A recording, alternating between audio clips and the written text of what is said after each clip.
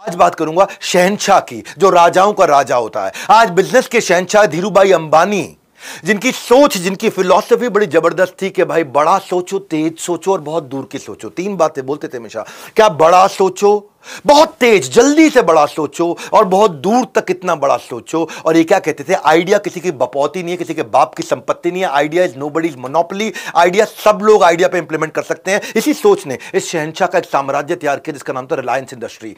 आज इनकी 8 स्ट्रैटेजी दूंगा मैं, एक के बाद एक 8 पावरफुल, ऐसी कि ढक्कन खोल देगी। इनका नाम था धीरज लाल हीराचंद अंबानी। धीरज लाल को प्यार से, हीराचंद अंबानी को धीरू प्यार से बोलते थे, इसलिए धीरूभाई इनका नाम पड़ गया। रिलायंस, रिलायंस इनकी कंपनी का नाम, जिसका अर्थ है विश्वसनीयता, जिस पे विश्वास किया जा सकते हैं। कमजोर परिस्थिति से, जो उनके पिता थे टीचर थे, परिवार बड़ा था, सैलरी कम थी पिता की, 5 भाई बहन जिसमें तीसरे नंबर पे आते थे, फाइनेंशियल कंडीशन खराब थी, शुरुआत से ही बिजनेस में तेल भजिया बेचने में लग गए थे। लेकिन साथ साथ इनके अंदर भारत को आगे बढ़ाने की जो भावना थी वो तब पता चली जब 1947 में भारत आजाद हुआ। जूनागढ़ अभी भारत से नहीं जुड़ा था। 15 अगस्त को जूनागढ़ भारत का हिस्सा नहीं था, नवंबर में जाकर के बना, पर सरदार पटेल के इतने बड़े फैन 15 अगस्त को झंडा फहरा दिया। जूनागढ़ स्टूडेंट यूनियन का सेक्रेटरी होने के कारण नवाब ने उनको जेल में भी डाला था कुछ दिन के लिए। कहानी को थोड़ा आगे बढ़ाते हैं, फास्ट फॉरवर्ड, अभी 17 साल के हो चुके हैं और एक दिन इनके पिता, उनका नाम था हीराचंद अंबानी, उन्होंने अपने पास बुलाया, बेटा धीरू मेरी बात सुनो। धीरू, अब मेरी ना तबीयत ठीक नहीं रहती है, मैं जानता हूं तुम आगे तो पढ़ना चाहते हो, तुम्हारी पढ़ाई में बहुत मन भी लगता है, तुम व्यापार भी यहां करने में तुम्हारी बहुत इच्छा रहती है, लेकिन अब परिवार को तुम्हारी जरूरत है। यमन नाम का एक स्थान है जहां पे हमारी करेंसी के मुकाबले तुम बहुत ज्यादा पैसा कमा सकते हो। अभी धीरूभाई 17 साल के थे, इन्होंने उनको कन्विंस कर लिया कि तुम यहां से चले जाओ, अपने बड़े भाई के साथ चले जाओ, बड़े भाई तुम्हारी वहां नौकरी लगवा देंगे। और बड़े भाई इनके थे रमणीक लाल। रमणीक लाल ने उन समय इनको 300 रुपए महीने की वहां जाकर के यमन के अंदर नौकरी भी लगवा दी।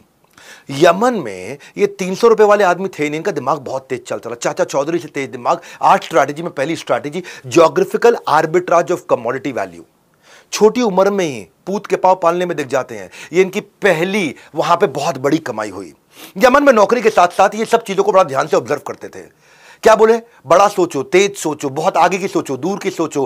कोकिला बेन से शादी करने के लिए जब ये इंडिया आए तो तब इन्होंने इंडिया में 1955 के अंदर ये किस्सा सुना कि जो भारत की जो इंडियन करेंसी है उसमें जो सिल्वर लाइन है, पतली सी लाइन होती है ना, जिससे पता चलता है कि नोट असली है कि नकली है, देखते हो सिल्वर लाइन, वो सिल्वर लाइन किसी ने ऐसे बोल दिया कि करेंसी नोट से भी ज्यादा महंगा होता है। धीरूभाई को गजब आइडिया आया। यमन में उस समय क्या स्ट्रैटेजी बता रहा हूं आपको मैं, ज्योग्राफिकल आर्बिट्राज ऑफ कमोडिटी। वहां जो सिक्के होते थे यमन में, वो रियाल कॉइन्स चलते थे और वो चांदी के होते थे।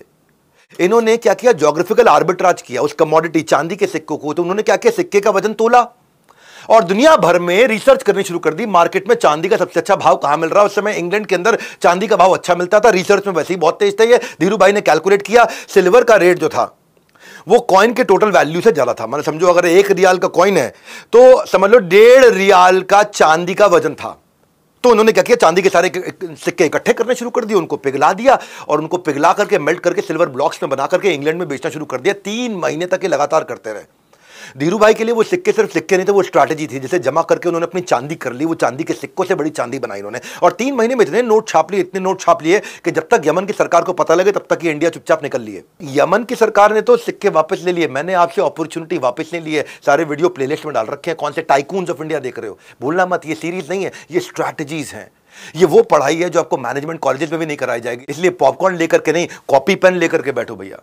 जब कॉपी पेन लेकर बैठोगे, लाइन से सब कुछ वहां पे देख भी डालो। मैं गारंटी से कह रहा हूं इतना एनलाइटन हो जाओगे कि सब्सक्राइब किए बिना आप स्विच नहीं कर पाओगे। दूसरी स्ट्रैटेजी पे आता हूं। यहां तो चांदी के सिक्के बनाए इन्होंने, इधर है क्या, to select one you should learn how to reject 99।